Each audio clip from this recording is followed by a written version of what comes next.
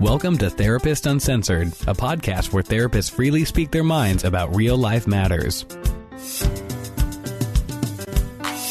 Hey, today's episode, we are bringing you a powerhouse, a rock star. Her name is Pat Ogden, and she is the director of the Sensorimotor Psychotherapy Institute. She's founded it. She also is the co-founder of Hakomi with Ron Kurtz. Now, what is Hakomi, that crazy word, and what is sensorimotor therapy? Why make it complicated, right? Basically, she is the person who put together, very originally, more depth psychology with the body and with somatic awareness, mindfulness, attachment, neuroscience. It's really great. And working with trauma survivors, including prisoners, people disenfranchised and marginalized groups. She has a particular interest in multicultural issues. So you'll hear that. I think that's fantastic. We're super excited about that. So that's the backstory. One quick caveat is that the sound is not quite up to, well, it's not up to our normal standards. It's a backup file. This is the real story. It's a backup file, but the content was so good we wanted to publish it. And for many of you, once you start listening to it and get acclimated, you won't even notice. But for some of you, I know that are more sensitive to some of the way the recording itself actually takes place. Audio files, people that can just hear that and is distracted by that. I just wanted to give you a heads up that it is not our best sound, despite all of our efforts to try to clean it up. So without further ado, Sue Marriott, that's little old me, will be interviewing Pat Ogden. And it'll pick up right with Dr. Ogden speaking about her background. Let's do it. Even as a child, I started studying dance when I was about 7, and I was very athletic, very much an outdoors person.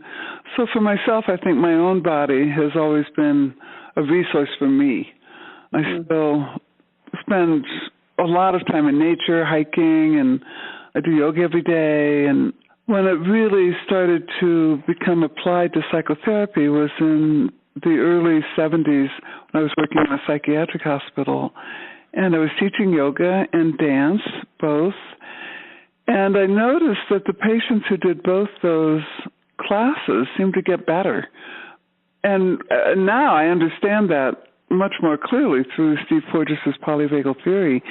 But then I understood it as just there must be something about the body.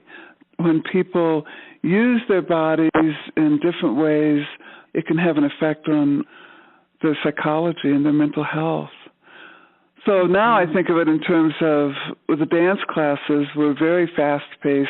Back in the 70s, everybody was doing line dances, very simple steps to follow. So I'd have a whole room of people with various diagnoses following these dances, and there was high energy, and we can think of it now as it was a way of stimulating the sympathetic nervous system without fear, whereas in trauma, the sympathetic nervous system is stimulated with fear, with the fight or flight or cry for help responses. And then the yoga class, on the other hand, it was very slow-paced, very relaxing. It was almost a yin yoga practice, although I didn't understand yin yoga at that time. So through the lens of the polyvagal theory, that class was stimulating the dorsal vagal system without fear. It's interesting to look back on that and see the perhaps scientific underpinnings of why those patients seem to get better. So that was my first real application of work with the body to mental health. That's really great. And it makes me think that, by starting already inside your own body, that just almost intuitively you were able to, without the cognitive understanding of it, but just intuitively you came to that, not even quite knowing, the specifics of how that was working. Right. No, I was really just following my own interests. And my own body's always been my laboratory. I'm always trying things out of my own body, new ways of moving, very curious about sensations and so forth. Yeah. And, the other thing I think about the dance classes is, in addition to that stimulation without fright, like the other thing that's happening is everyone's syncing up. True, too. And both classes, in the yoga and the dance classes, everybody's doing the same thing at the same time. That's true. Right. So that there's this... That's interesting, Yeah, rhythm that is, attunement, basically. Well, with the dance classes, definitely. Yeah, there was rhythm. Yeah, and there's the community focus, which we now know that relationship is one of the primary mediators of post-traumatic stress, if not the primary. Not motivator, mitigator. It can prevent post-traumatic stress. Attachment in relationships. Right. Yeah. Right. Ari Shalev, he's a physician who runs a emergency hospital center in it's either Tel Aviv or Jerusalem. And he says the first thing he does when he gets traumatized patients is get their attachment figures in there, get their family. The first thing he says, he has that connection going from the get-go because that is the best way to prevent post-traumatic stress disorder. And so then the work, can you walk us through a little bit about then what that looks like for, in session or when you're working with people individually? The primary interest is how the body reflects and sustains the presenting problem, whatever the client comes in with, whether they're coming in with anxiety, nightmares, relational problems, inability to control their rage, panic attacks, whatever it is. From the very first, I'm looking at implicit processes that have to do with the presenting problem because the body will always participate. The way someone uses their voices, the way they breathe, the way they walk, the way they make eye contact or don't, the way they hold their bodies, their stance and their posture, all that is related to whatever they're talking about. And so once you start seeing that with the client, you start to see that the body also holds a way through to healing. So at the beginning of a session, we have to, just like any psychotherapy, we want to build rapport, build safety, because without safety and relational connection, I think it was somebody said, Les Greenberg, I think, said that therapy can't really begin. And I feel that that's true. So we're tracking, we're making contact, both verbally and non-verbally. We're using our own bodies in a way that's uniquely relevant to that client. And so we're kind of getting the lay of the land and building relationships. And then our work is mindfulness-based with the philosophy or the belief that change happens through helping clients become aware of how they're organized inside, meaning their habitual stance, their habitual emotions, their thoughts, not the specific thoughts, but the way that they think, how they organize inside, rather than just conversation. So that's where mindfulness comes in. So we'll find a frame, what we call a frame, that sort of sets the intention for the session of what we're going to focus on. Like I might say to a client at some point, okay, so you'd really like to find out why you don't have the support you want in your life, or you're really interested in helping this panic go away. If they agree on that frame, then we go to mindfulness. Like, okay, I might ask a question like, what do you notice right now when you think of not getting support? And then because their body's going to react, maybe they'll collapse or maybe they'll mobilize. Emotions are going to come up, thoughts are going to come up. So, and that's mindfulness. Mindfulness is simply being aware of what's happening in the present moment in your body, in your emotions, and in your thoughts. And so we'll use particular stimuli like the thought of or considering not having support is going to affect the organizational experience. So it's very mindfulness-based. So we're discovering the components at the meta level of the issue rather than just talking about the content. And so then it depends. It depends on the client's goals. It depends on their regulatory capacity, whether they have a wide or narrow window of tolerance, whether it's primarily attachment-focused or primarily trauma-focused, although attachment and relationship are always in there.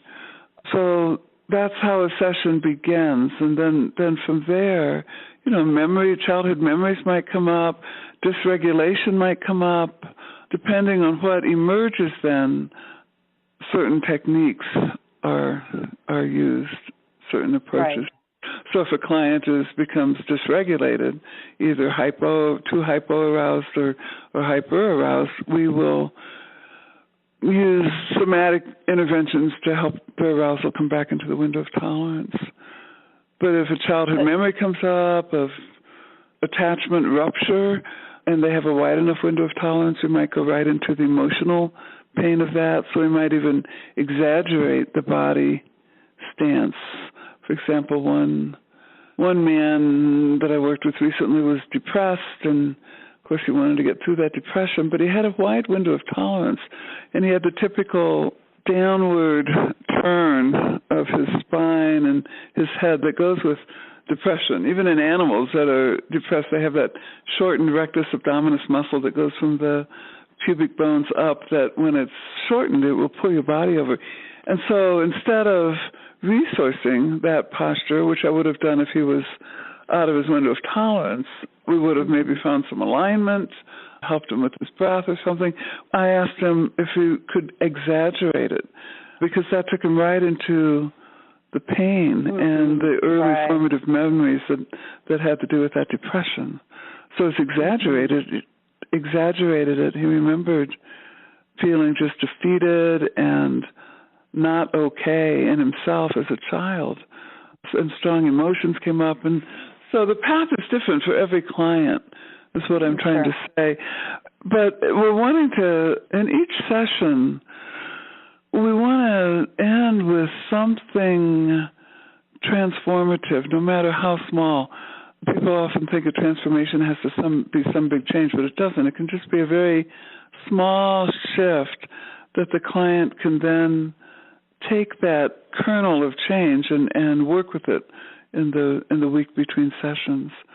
So for this client, his body naturally found a more aligned stance through going into the pain of that. So his posture shifted along with his depression, lifted a little bit. So then during the week, he could take that and practice that and work with it himself.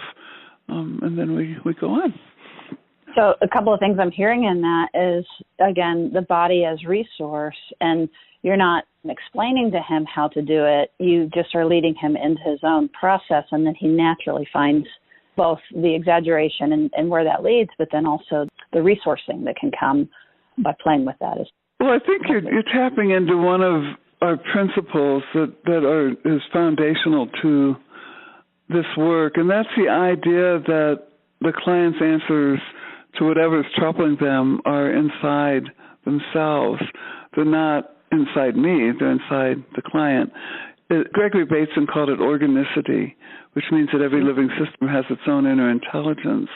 And in the 70s, when I met Ron Kurtz, he was really interested in Buddhism, and we talked a lot about principles like the scientific and Buddhist principles that we take as critical to our work, because all of us have a philosophical or spiritual guidelines, whether they're conscious or not.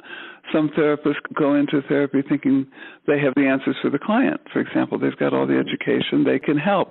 It's not my attitude. I go into a session with the sense that they have their own answers. So then my job becomes one of helping them turn inside themselves deeply enough to find those answers. And that's where the body comes in. The body is not something to be fixed or changed. It holds so much intelligence and wisdom. So that's really another principle, if you will, that the body it's not a mechanistic thing that we can just, fix. It's just rich with knowledge and information that can help us in our evolution and our own healing. I love that. It's so appealing, because it's definitely not the message that is typically, just that statement you said, the body is not something to be fixed or changed, that it's just peace. It provides peace, just that statement does, right? Right, yeah. I think that's why these philosophical principles are so critical, because clients feel that the moment they walk into your office, they implicitly sense where you're coming from. And if you really believe in organicity and mind, body, spirit, holism, and the wisdom of the body, that's going to be conveyed implicitly to the client, and that already is resourcing, as opposed to going in thinking, oh, there's something really wrong with this client, I have to fix them, maybe we'll find medication for them, although at times medication is very, very useful. But we're just coming from a different orientation to therapy than at least the way I learned psychotherapy in the 70s and 80s and 60s, all those years. The therapist was responsible for the answer. Right, and, to their patients, to have that more of the hierarchical language, and then also through interpretation, it's through more cognitive, whereas this is really honoring the body, and I love sort of the notion of that there's wisdom that, you're tapping into. Is there anybody that you wouldn't lead into their body is that kind of what you were referring to when you were saying that some you would resource and some you wouldn't? Both of those I would lead into the body. Like with the client who's depressed, we used his body by exaggerating his stance to go more deeply into the depression, into the roots of that. So I asked him to literally become more slumped over, more exaggerated, as a little experiment, and to find out what happens. There's no patient that I would not use the body with. However, you do need to be very resonant with how you use the body with each client. Like some highly dissociative clients are terrified of their bodies. Their bodies have been the battleground for all the trauma they've experienced, and there's no way they want to go into their bodies, because when they do, they get more dysregulated. Yeah, you have to find different ways to build confidence and to build resources. Sometimes I've asked, is there any place inside that feels good? Sometimes you don't even use the word body, or at least not at the beginning. Or sometimes I remember with one client, when she would sit down, she would really get frozen and sometimes mute, and she would not be able to even share what was going on with her because she would get so frozen. So I used to meet her at the door and say, you know what, let's start by walking. Let's just walk around the block and talk a little bit. But we didn't talk about the body, but that was resourcing. Movement is resourcing. And if she could talk a little bit about her trauma while moving, that alone was healing, because her default defense was to freeze whenever the trauma came up. So there are ways of working with different clients with the body that's appropriate for them. It's definitely not a one-size-fits-all. No, but I love what you're saying, though, is you still use the body. You just access it in different ways. So that's right, yeah, you kind of sneak up on it. In some ways you do, yeah. Mm-hmm. Like by the walking, that right. Even the dancing, even that original, the dancing and the yoga is, the kind of conscious on the part of the patient. The client to know that that's what's happening, but it doesn't matter because it works anyway. Yeah, exactly. I think that's really true. It doesn't all have to be made conscious, because when the body, when those procedural tendencies start to shift, healing will happen. It's much more the experience that is important than the narrative and the cognitive understanding. Clients have a new experience that opens the door for a new way of being. I really love that, because also sometimes when we engage more cognitively, we're likely to hit a defense or, to arouse the fear that is exactly right. Right, and when it might not be integrated on all levels. It might arouse the fear, or it might just be ideas without really integrating. You mentioned the principles, and I think that you said two of them, that the answers are inside the self and holds it there, and our job is just to help them access themselves. And then the body is not something to be fixed or changed. Were there other principles that you wanted to mention? Yeah, they kind of flow into each other. Like if you really believe that the client has the answers that they need, that they have that intelligence inside, there's no need to really push. what the therapist then needs to do is to find that kernel that is already moving towards healing and towards health, and then help that expand and grow. So it's not a provocative or pushy kind of therapy, the principle that we would call nonviolence then. There's no need to be paradoxical or to be forceful if you believe in organicity. So it naturally, and within that, there's the idea that there's a unity there with you and your client, that you're not really separate. It's that non-hierarchical approach that I think you referred to. You're really connected, that there's a sameness, there's not a separation. So that then, all these principles really influence what your interventions are. So if you trust in that and sense that unity principle, you're going to be open yourself with your client. You're not going to try to trick them, really. You're going to be thinking out loud, sharing with them your thoughts. Not all your thoughts, but... Well, there's a transparency that you're mentalizing out loud on purpose. Yeah, you are. You are mentalizing out loud, and you're working in sync. So I'm likely to say, I wonder if we should follow this track, or should we go this other way? Like, what do you think? And we'll collaborate a lot together. Now, some people confuse unity to just mean sameness, but it doesn't. Like if you're in that principle, you're also aware of differences. Like Shelley Harrell always says, we're completely alike in some ways. We're not alike at all. We're very unique. And some of us are more alike than others. So we each have our cultural context, our social location, where we come from. We belong to different groups. Like, I'm not a person of color, so I don't belong to that group. But in the principle of unity, and I want to work within that multicultural perspective of honoring those differences as well as our similarities. Oh, it makes perfect sense. What comes to my mind is the notion of harmonizing, where that each person has their own distinct voice, but then there's this connection across, that if we get it right, that we amplify, one another. We're not competing, we're collaborating. Right. Without giving up our differentiation. Well, I think that's true on an individual basis, and I also think that's true on a cultural basis. And that's important in terms of the body, too, because the body as a resource is different depending on the cultural context. So that's a way that these principles fit together. Like we really do honor the wisdom of the body. That's another principle, and we honor that wisdom may look very different for one person than another. Different postures are more as a resource in other cultures. If you're in a marginalized culture, for example, a collapsed posture might be a resource for you in a specific context.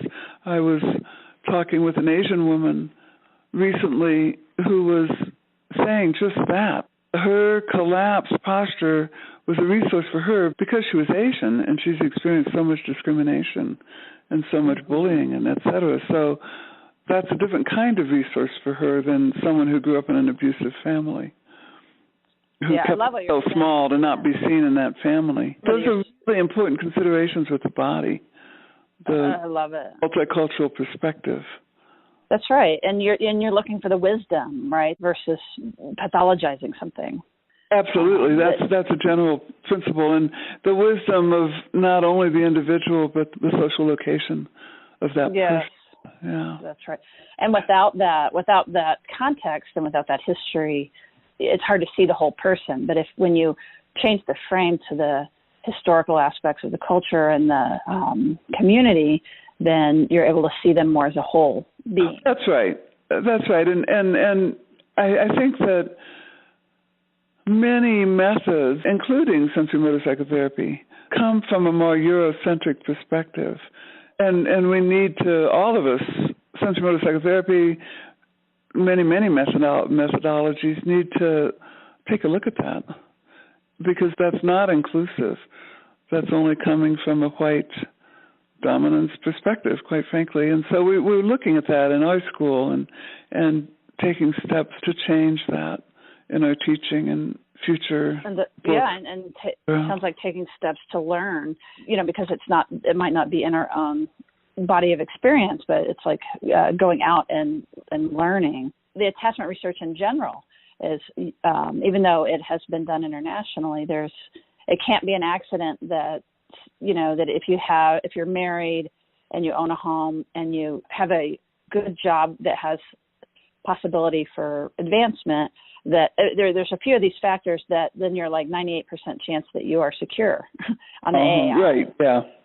That's right. So that's it's exactly right. It's embedded in that versus... That's right there is a certain model that doesn't speak cross-culturally. Right. The health of being vigilant and, what we might call preoccupied, but of looking out for danger. If you're in a community where the danger is real, and it also makes me think when you're talking about the body, that there was a study that African American children that have very positive relationships with their mothers compared to Anglo American children who also have positive relationships with their mothers, their waking cortisol level of the African American children are higher just upon wakening, unrelated to relationship with parent. So that would translate exactly, and there's not a good explanation for that other than this very deeply ingrained historical, the genetic level, like in the Holocaust when it actually changed your genes of a whole culture. Oh, like with gene expression? Yes, with gene expression. With the strain that the community has been under for so many years, that exactly, yeah. Right. And I think that we need to be aware of that in terms of the body, too. Like in that environment, postures that reflect different kinds of trauma-based defenses are adaptive and have nothing to do with the family context, nothing to do with attachment, and have everything to do with the danger that many marginalized peoples find themselves in on a daily basis. So a collapsed posture or a mobilized posture can be very adaptive in those contexts. And we can't automatically assume that it has to do with attachment relationships. I think that's, are you familiar with Patricia Crittendon's work? Not a lot, no. I know you sent me something on that this morning, I think, but I haven't had a chance to look at it. Well, one of the reasons that I love it is that she was also a student of Mary Ainsworth, but she definitely had a more wider cultural lens and was very interested in just the body's response to danger and things like that. But I was wondering, do you know other folks besides, it sounds like your school, that are pursuing this multicultural, really trying to, being interested in this and incorporating this into our work? What I'm thinking is that if our listeners may be very interested in pursuing updating, and is there someone that you know and respect that? There are just tons of people who are working in a multicultural perspective. Shelley Harrell she's at Pepperdine.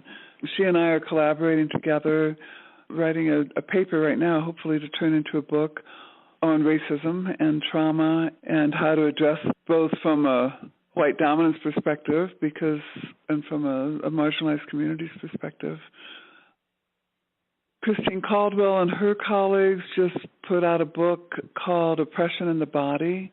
That's an edited volume of different authors who have been discriminated against for different reasons, like for being overweight, for being trans, for being Latino. So that's a very interesting book. I wrote a blurb for that. I thought that was a courageous endeavor. Now, also, do you mind if we take half a step back? Because I want to catch people up if they're less familiar with your work. One of the things, it's just now part of my lexicon, this window of tolerance, but some people might not quite understand what that means, and I think it's a really good encapsulation of many of these ideas. This is your reference, right? Yeah, well, here's the history behind that. I think it was in the early 90s, I was thinking so much about my traumatized clients and how they couldn't regulate arousal. And I grew up in a musical family. My mother actually taught me to play the piano before I went to school. So by the time I was 7, I was playing sonatas. But I'm not an accomplished pianist at all. But the language of music was really, I was taught that language and taught to read music before I learned to read. So music is very much a part of my life. And I was thinking about how we modulate arousal through music, like through how loud or how soft, how fast, how slow we play, whether we're playing in a minor key or a major key, that we can really manipulate people's emotions and arousal through music. And I was thinking of modulation, like how we modulate from one key to another. So I made this graph, and I call it the modulation model, that is the same graph that we now call the window of tolerance, with hyperarousal at the very high end over, like if you think of two parallel lines, a distance apart, that's the window of tolerance, or your optimal arousal zone, within which you can process whatever's coming up from the inside and whatever stimuli are occurring from the outside. You can process that. You can integrate it. If you get too aroused into hyperarousal over the top line of the window of tolerance, your integrative capacity is compromised, as Pierre Genet said back in the 1800s. And if you get too low in the hypoaroused or dorsal vagal zone, below the bottom line, your integrative capacity is also compromised. So this was the modulation model for years, like a decade. And we taught it in our classes, and we taught students to recognize the signs of when arousal was approaching the upper end, because when you want to catch arousal before it goes into that zone where clients can no longer integrate. So that's where resources come in at the extremes of either end. And then in 1999, Dan Siegel's book, The Developing Mind, came out. And in that book, he referenced the same phenomena and called it the window of tolerance. So we adapted his term because it was more catchy and more accessible. Dan made up the term. I made up the graph and the idea.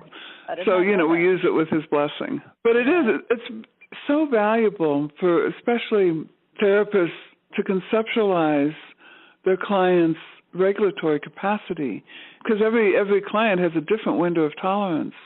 Like the client that I talked about earlier who was depressed, he actually had a wide window of tolerance, which is why we could do a physical movement that would take him into more dysregulation, strong emotions. He was sobbing. Whereas a traumatized client, anyone who had a narrow window of tolerance, you wouldn't want to do that with, because they would shoot up into the hyperarousal zone. They wouldn't be able to integrate.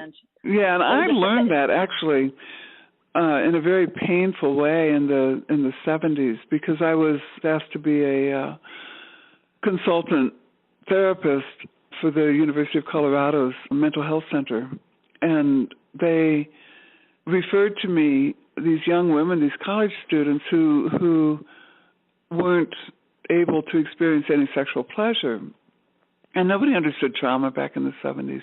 You're probably not old enough to remember, but Charles Bigley's book hadn't come out. Judy Herman's book hadn't come out. Nobody was reading Pierre Genet.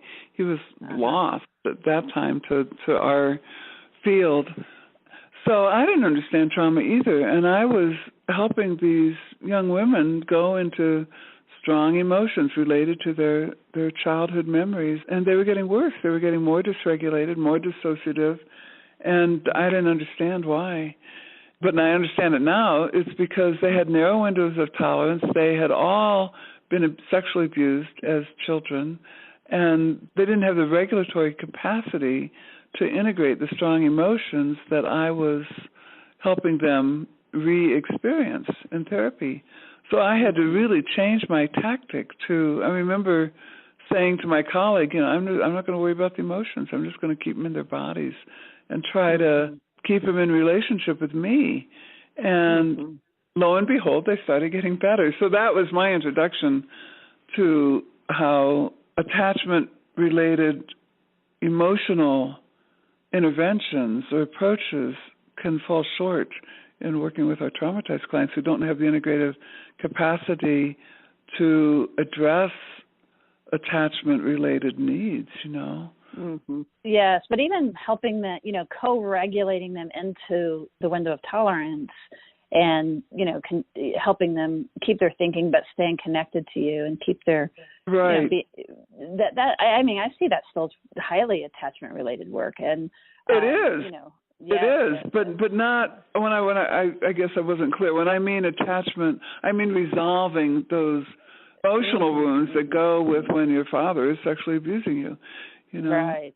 That's where I was going. I was helping them experience the deep betrayal and pain of that, and they weren't ready for that yet.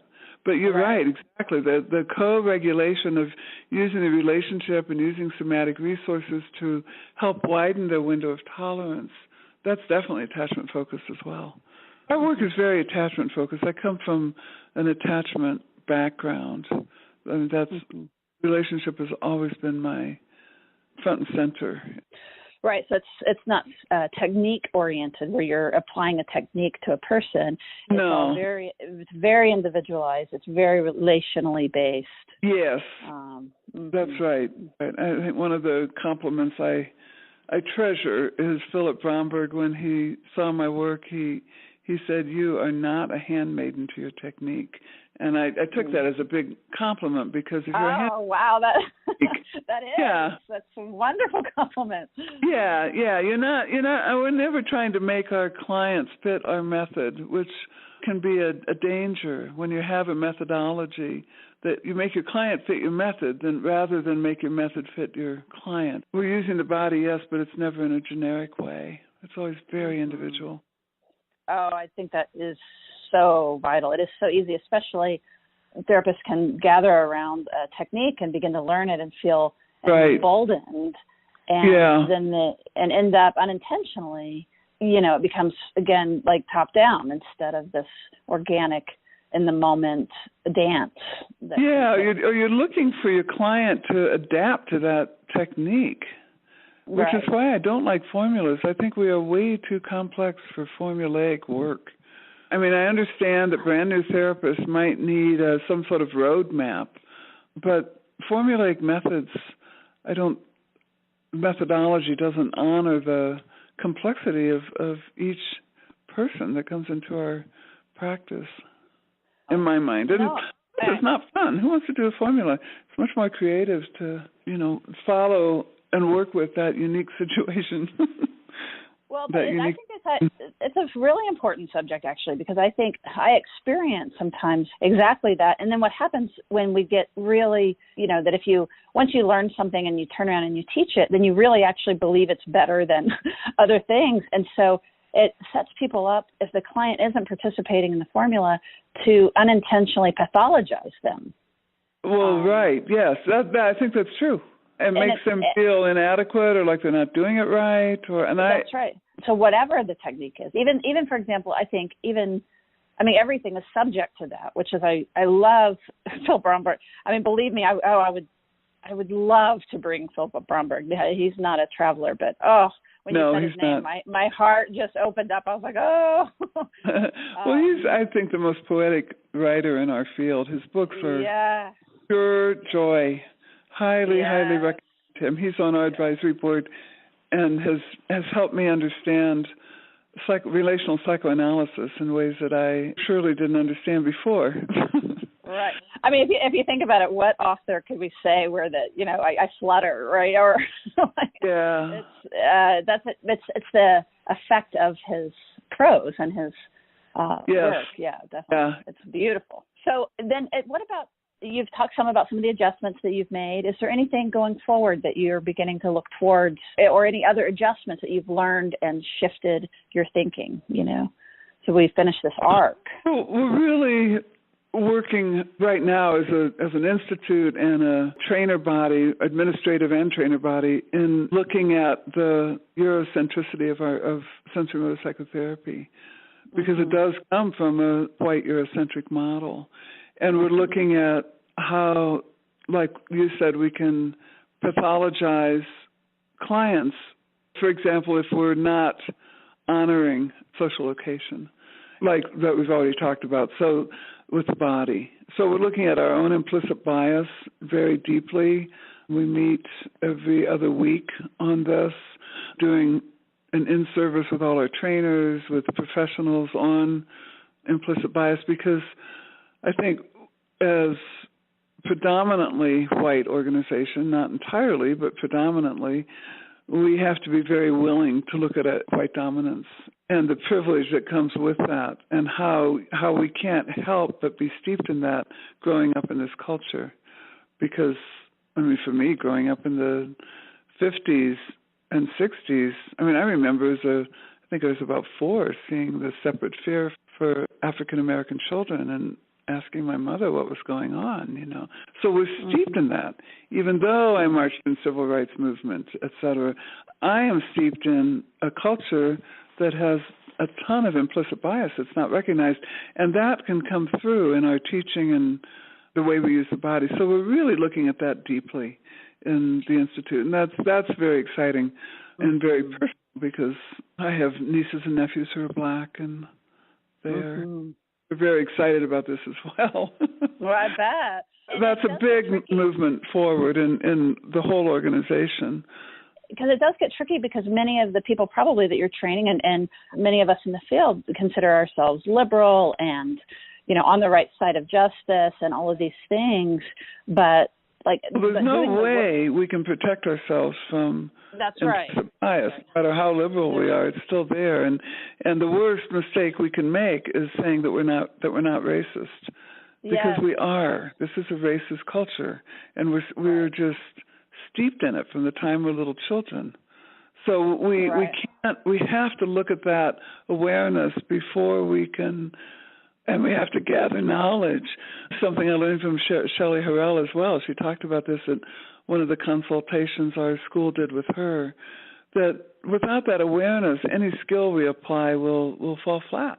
It won't go deep, and we're not that kind of organization. So we really need to look at that on a very personal level and then acquire the knowledge and the skill to apply it in our work. So, yeah, I'm excited about that. I'm horrified, as are many of our trainers, at how ignorant we've been. Like my mission was to bring the body into the mainstream, and I think that mission, I think I've accomplished, not single-handedly, but I've been a part of that mission that fulfilled. But it hasn't been my mission, but it's becoming my mission.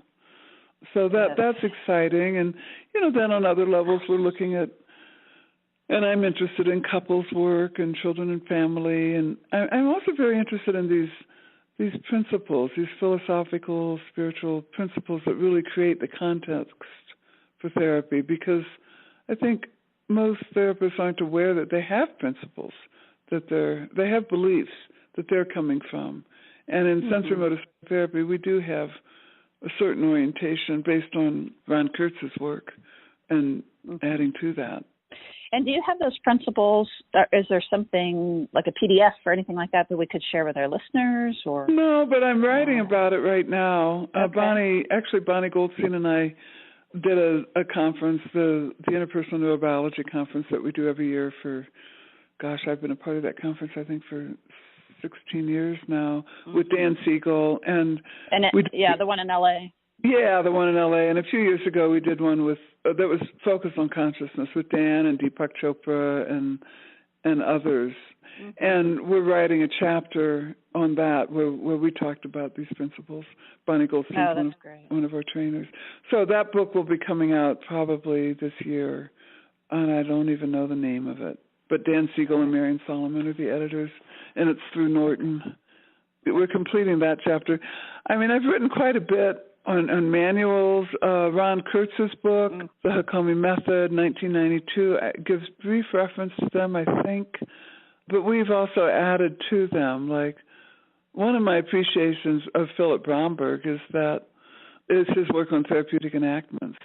And I'm not quite sure what we can call it as a principle, but there's something, that concept fits into our overall orientation as therapists, that we don't treat therapeutic enactments as a mistake, as something wrong, There's something very right about enactments that speaks to the humanness of a therapist and client coming together and the evolutionary thrust of both parties towards a higher organization. So these enactments are a part of that. When there's a therapeutic enactment where the histories of each come together into an impasse or a stalemate, where you feel like therapy is just not going anywhere and you start to lose your confidence as a therapist, there's intelligence in that. Like there's a big opportunity there. That's not an error. It's not a mistake. It's an opportunity. Like somebody was doing a workshop on the mistakes of therapy, of therapists. But Philip really taught me not to call it a mistake because it isn't. Most therapists look at it as a mistake. So that fits with our philosophical orientation. But I don't know what to call it. All the like organicity, unity, nonviolence, body, spirit, holism, presence, mindfulness, and they all have a kind of a poetic resonance. And spiritual, yes. But no, I know exactly what you mean, because if you're applying all these other principles and there's no way, and the body, we're following the body, and then the body ends up in a situation like this, then it's the symptom is the solution. There's wisdom in it and something to be learned by it versus pathologizing either the patient or the therapist. Or their interaction. As long as there's like this third looking down, working, right. Trying to make it more explicit and decode it. But decoding it together. Yeah, that's right. And I think that takes a lot of humility on the part of the therapist to be willing to look at yourself and realize, as Philip said, it's not just a story about the client. It's a story about the two of you. Yes. And you can't escape your history. And I guess where it would become pathological would be if there was a non-collaboration or just a refusal to look at it from this third eye. If it just stays in an enactment and never gets negotiated relationally. Right. Yeah. And I think the tendency, therapists can either blame themselves and or blame their client.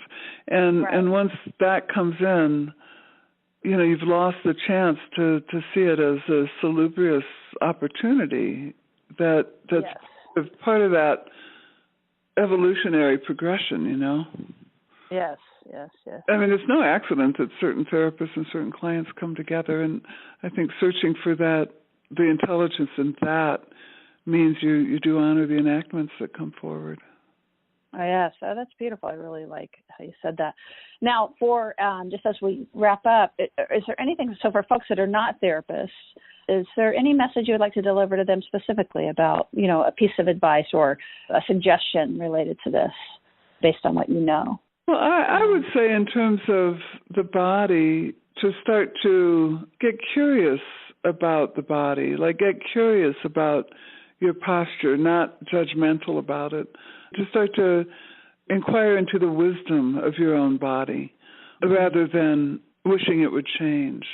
Like if you have panic attacks, or if your shoulders are hunched up, or if you have a collapsed spine, or if you don't like the way your body moves, or you notice a certain characteristic of it, start to become curious about that and see what it can teach you. Like become aware of it and mindful of it. I mean, I think that's how I use my own body as a laboratory. Like I really notice when my body, when I get tight, or when my breath gets short, or when I start to puff out my chest a little, like take on an attitude of power or something, or an attitude or a slumped posture. All those tell me a lot about myself. And when I can get curious about that in the moment and keep that sense of mindfulness of my own body in the moment and shift my response, my physical response, then it also can really help the struggles I have in my life, like relationally or whatever, performance-wise. And like I know, for example, when I'm teaching, I used to have such awful stage fright that I thought I'm going to have to give up teaching. I just can't do it. And then I realized, well, if I just keep my body moving, like keep my spine fluid, I noticed that I could get very stiff. And if I just keep my body moving, I'm fine. That became a huge resource for me. So that's that's above and beyond psychotherapy. We can all use our bodies in that way. Because we can become curious about our physicality, and that's a lifelong. Your body's a lifelong laboratory of learning. So, and that's a huge one, because if even that's all that happens for our listeners right now, it can really.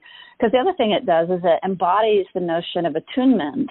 And because as you're aware of a stiffness and then maybe a micro adjustment to try something on, what's also happening relationally is we're really attuning to ourselves, and then it will be much more natural when we're able to do that for ourselves to be able to do that in a dyad across, relationship.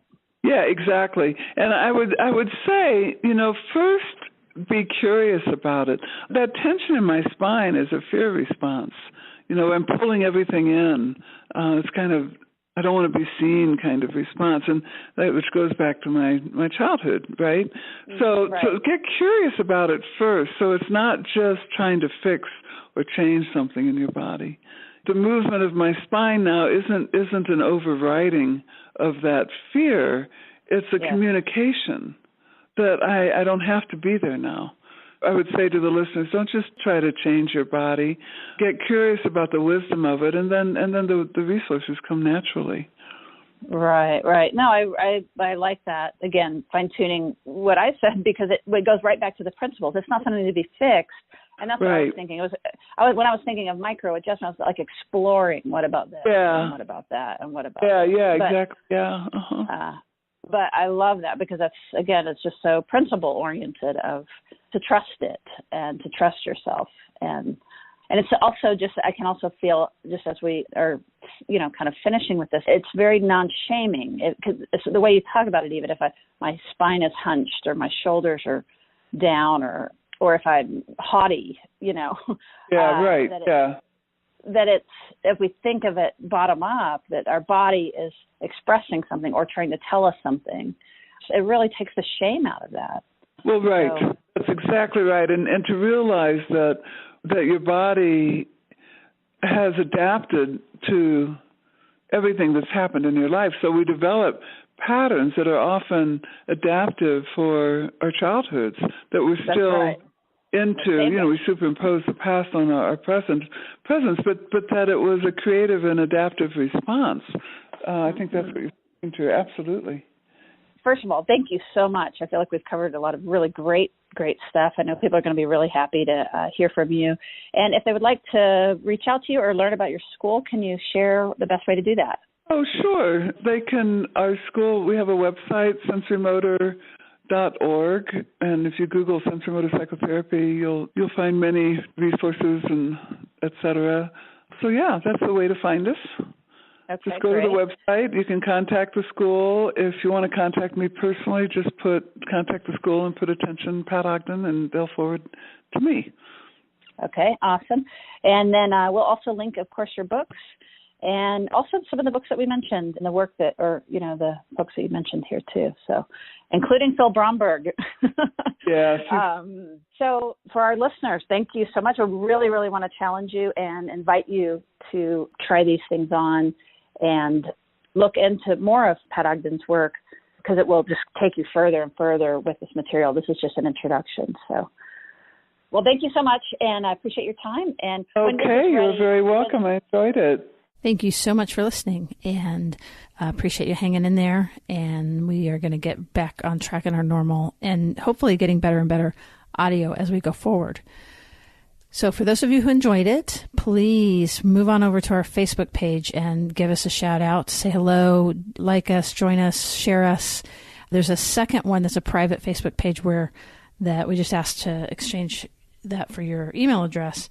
We send out an email like hardly ever, but we are wanting to build a online community, and there you can post and chat and visit with other neuro nerds like all of us.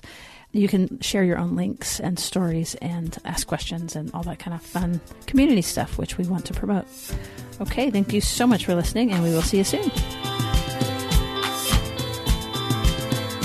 Therapist Uncensored is Ann Kelly and Sue Marriott. This podcast is edited by Jack Anderson.